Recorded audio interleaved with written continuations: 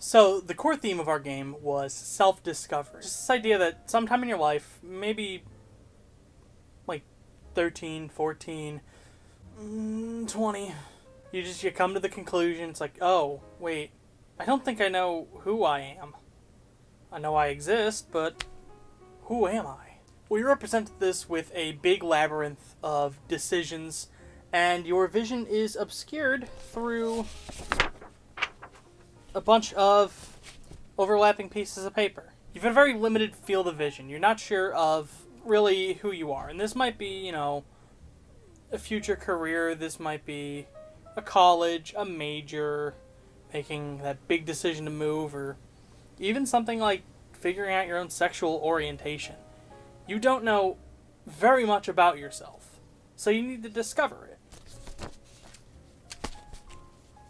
And as you discover it, you learn more and more and more about the world around you, about, who you are and where you want to go, until you've got a nice, good frame here.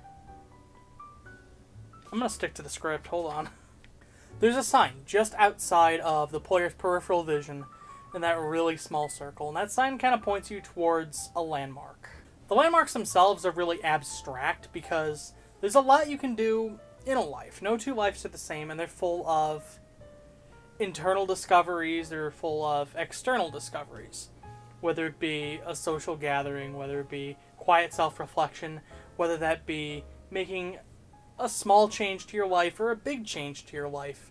No two lives are the same, and there's so many decisions you make throughout your life that we really didn't want this game to be like figuring out 100 things. So we did have to kind of condense those down a little bit. So each experience increases your perception of both the world around you and of your internal, like who you are. And we represent this through two different ways. We can increase the field of vision that the player gets access to, and we can also then, in the maze, we can let the player pass through certain obstacles. Because the maze is supposed to represent all of the choices you can make in life, and they're very daunting and you can get lost in them, the more you learn about yourself, the more it becomes clear, oh, well, this is what I want out of life, this is what I want to do, this is what I want to major in, this is where I want to major in. So the maze itself kind of breaks apart. The internal labyrinth fades away. And you're led through these through the signs, and the signs kind of represent the advice of others. When you don't know what you want to do with your life or where you want to go with your life, you've got to follow the advice of others. That's a really good first step.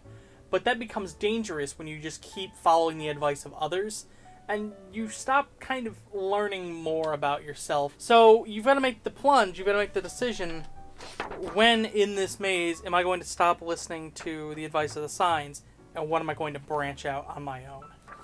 You can decide to branch out on your own at the very beginning, but you're going to end up getting lost very quickly. There's a lot of paths that you can't walk through, and you've got a very limited view of the world around you. You've got a very limited perception of who you are and of your future. The exit of the maze isn't necessarily the end of life or the end of learning about yourself, but it's the end of that first transformative period. And the game has 3 endings, and depending on how many of the landmarks a player visits, it determines essentially what you're willing to put in during these transformative years determines how well you're going to be suited for the future. If you do just the bare minimum, which I believe is finding 4 landmarks, you leave the labyrinth with an okay understanding of who you are, but you're going to end up getting lost in it again and again. And you're going to have to keep learning more about yourself down the line. And as the player finds more and more of them, they can build a better understanding of themselves. And eventually, if they find at least 10 landmarks, they're leaving with a very strong internal compass. They know exactly what they want to do. They know, for the most part, who they are. They might have to do a little bit more exploration in their life down the road, but they've got such a really strong foundation laid that that's not going to be as much as someone who kind of ignores those internal questions and just keeps pushing to get to that end of those years and kind of get away from all that. So this iteration of this game that we created came from an earlier game. It was the door game, where it was initially supposed to start off as a maze, but then we simplified it and went with the doors. Now we brought back that idea and we actually made it into the maze that was initially planned. What the player is supposed to do is they're supposed to try to go through around the map to try to find landmarks to expand their field of view and to exit out of the map. And what it's supposed to represent, each thing is supposed to represent, the signs are supposed to represent people, and the landmarks are supposed to represent life events. And to me, what the map represents is the person's mind and how they discover themselves. What I feel that went well with this is each individual landmark was linked with a shortcut, and with that shortcut came more accessibility to the map, or to get around a little bit faster. I feel like what this represented is more of like who you meet and who you know helps you out tremendously in like a lot of aspects of your life, in any job market or any field that you wish to go to work in. It's having a degree gives you a leg up, but knowing certain people in certain places helps out tremendously to try to get your foot in the door. So I feel like that's what worked well for this game, and I feel like that how we went about representing the life experiences was a good addition as well. Some of the difficulties that I think went about with this game was the field of view. As far as an analog sense goes, it was pretty difficult to try to make it work. If we hadn't planned it accordingly, we could have just showed the whole map while swapping out the field of view papers for larger ones. We could have just revealed the whole map, and it would have defeated the purpose of the game. Another thing that I feel was difficult to try to do was try to convey each individual person's personal drive and how we would represent that in game as far as analog goes. This game seems like a really good idea as far as trying to make something digitally, but when it comes to actual analog on paper, there are some difficulties to try to convey these specific aspects. So, thankfully, while playtesting the game, most players seem to understand the metaphor almost immediately afterwards from playing the game. A couple of them got it a little bit wrong, but guessed within the field of what was going on. So the mechanics clearly conveyed our metaphor. But we did run into some issues in some other areas.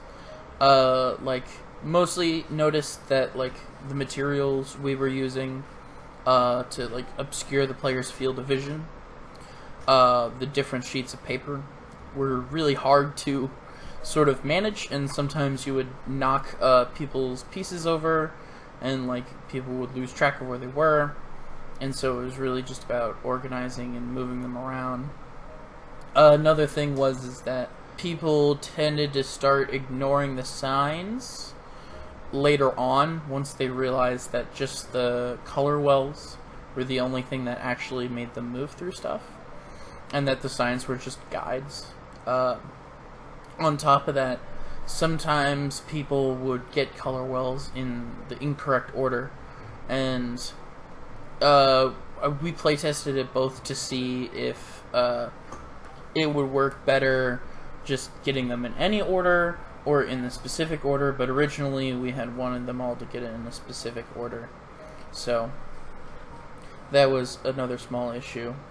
But other than that, most players said that they enjoyed the game and that they seemed to understand the metaphor, which was very nice. I had one player verbatim parrot back to me exactly what we were going for, which was life experience and how people can help you out and expand your worldview in order to find your way in life. I had another person liken it to sort of figuring out what you want to do in life, specifically like searching for a career or like a major or job or something, which worked out really, really well. On top of that, it seemed like a lot of the players were having a little bit of fun, so that's always good. While it wasn't exactly the goal of the playtest, it certainly helped. But yeah. So one of the biggest problems that we had when we were prototyping our game was focusing on what the context of the game would be to really narrow down some of the mechanics in the game. While there weren't very many mechanics in general, since it is a maze game and you just kind of roam around, there are signs and non-playable characters that were eventually implemented into the game to kind of give the player a sense of direction. While it may be false, it's still something there that strengthens our metaphor. There was a brief moment in our prototyping session where we decided to look at the 7 stages of grief and see how that would play into our game. What we found out was that using this structure to filter our metaphor to the player was actually a very bad way about going about it.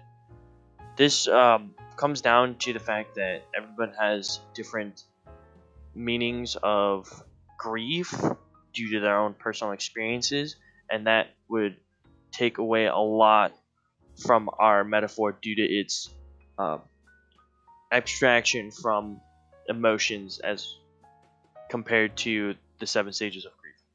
There was another mechanic in the game that we had a hard time of implementing due to the fact that we were making an analog game and not a video game. This mechanic is the restriction of view in the maze. Essentially, it acts like a fog where it eventually clears, but initially the player can barely see what's in front of them, and that it clears as the player moves throughout the maze and finds more signs and playable characters so they remember more, in which case it helps them find their way a little bit better, because eventually they'll be able to see over walls and around things because they remember that area a little bit better, and then they eventually see new things that they don't remember seeing before or couldn't see before, which allows them to further find their way. After playtesting, we realized that the context of the game that we went with was the right way to go about explaining the metaphor to our players. The game at first seems like a puzzle, but it's not just a puzzle that's solved by the context of the game. It's a puzzle that's solved by the player's own interaction with themselves and finding their own way through the maze. We see this through the non-playable characters and signs that guide players through and allow them to traverse the maze even though they may never find the exit due to listening to other people and not trying to find their own way.